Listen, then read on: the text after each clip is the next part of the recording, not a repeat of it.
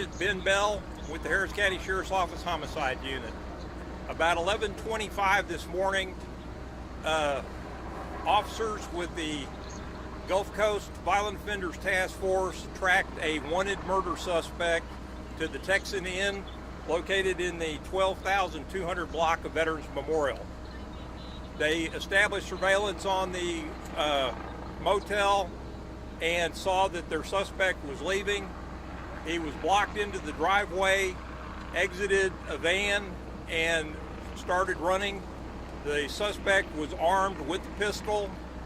5 officers with the Gulf Coast Violent Offenders Task Force, 2 with the Harris County Sheriff's Office, 2 with the Texas Department of Corrections Office of Inspector General's Office, 1 U.S. Marshal discharged their weapons.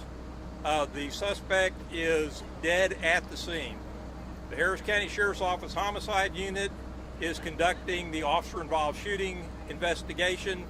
Once the investigation is completed, which usually takes about 6 to 7 months to get all of the information, all the lab results back, the case will be presented to a Harris County grand jury. The suspect was staying at the inn? He was staying at the inn. It was a Houston Police Department murder defendant. They did have a murder warrant for the individual, and so HPD Homicide has been contacted in case they need any follow-up investigation on their case. And I don't know, I'm unaware of any other warrants that he may have had for him at this point. Sergeant, could you tell us who he's accused of killing? I don't. It was a Houston Police Department case. The Gulf Coast personnel had the warrant. I don't know any of the details of the case. Was he able to shoot at all? Yeah, we did recover a weapon. It's in the ditch close to where he's at. And so at this point, I don't know if he was able to return fire. We've got several shell casings over there, and like I said, that's going to be part of what takes so long. Is it has to go to the firearms lab. They have to match the shell casings to the weapon. Did he point that weapon at officers?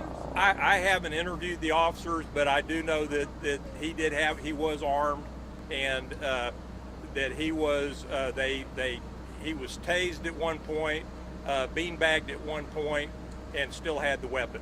Sergeant, could you tell us about the other person who was involved in this? Is there someone else arrested? There was a person driving the van that came over to pick him up from the hotel.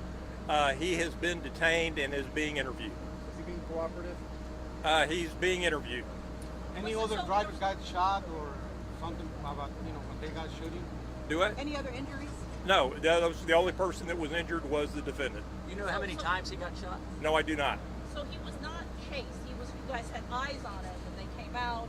He came out. I mean, the driveway is right there, and then probably about 25, 30 feet down the roadway is where he came to rest. And you used a taser and beanbag, used non-lethal means before he was shot? They tried tasing him. They tried beanbagging him.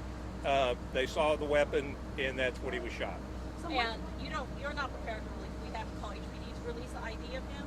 Well, it's going to be the medical examiner's office has the final say on the positive identification of the person, and and then of course next of kin has to be notified before we publicly release the person's name. Age range? He is probably 20, 25 years of age. Some witnesses were telling me that there's a pretty bad accident around the corner. Did that have anything to do with the response to this scene? No. Okay. No, that dropped probably about an hour afterwards. Okay. Can you tell us, for the people who are watching live who may not be familiar with the task force, what is the task force and why do you guys go out and do this? Can you just explain it? Well, you might be a question for some of the task force personnel. I can just tell you what the homicide side of this is, and we're investigating the officer-involved shooting. Okay. All right? Is there somebody with the task force who can talk to us? Hi, good afternoon. The task force is made up of state and local officers that partner with the U.S. Marshal Service, and we team together and unify to work fugitive cases in this area and around the country, and that's what the fugitive task force was doing at the time.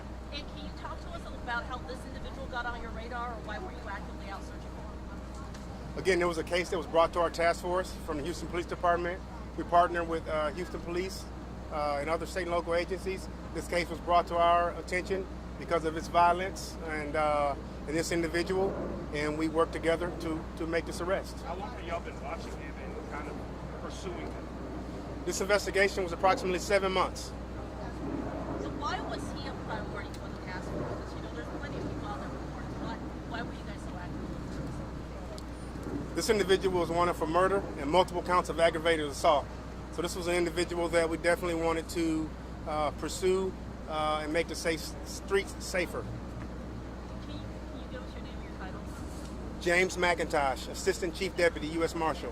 Can you tell us anything about the murder he was wanted for that he was involved in? No, ma'am. Can you spell your name? McIntosh. McIntosh. Big Eye? Yes. Do you know approximately how many members of the task force were out here? Only because the folks who work and shop around here were like shocked, if you will, about all the people that just kind of mushroomed out. I'm not sure the exact number of task force members that were here on scene today, but we do have a large task force. Some of the officers that responded today were in support of the incident, so I'm not sure exactly how many were on scene. It's safe to say 10 officers fired their weapons. 10 officers in all. 5 were fired. We're not prepared to give that information at the time. Thank you all for coming. Anything else will be released from the Harris County Sheriff's Office Media Relations Office. Thank you very much. Appreciate you helping us. Thank you, guys.